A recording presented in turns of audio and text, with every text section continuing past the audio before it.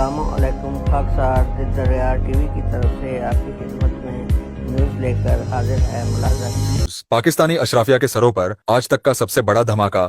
जी हाँ, जर्नैलों और फॉर्म 47 वाले वजीरों और मशीरों की आंखें खीरा करके रख दी। कासिम और सुलेमान 10 अमरीकी कांग्रेसमैन और 6 अमरीकी सहाबियों के साथ पाकिस्तान की तरफ। क्या अब जुर्रत है किसी फॉर्म 47 वाले गुल्लू भट्ट की कि आगे बढ़े और इन दोनों को मालूम से नामालूम बनाकर रख दे।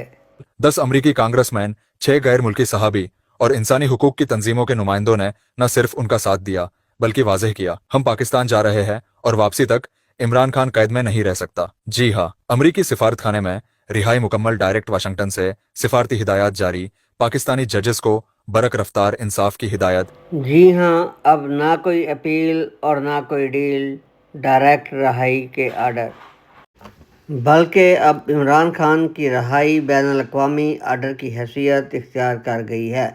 मरसी क्या ना करसी वाली पंजाबी मिसाल की मानद अब फैसला बरक रफ्तार अदालती कार्रवाई से ही मुमकिन है।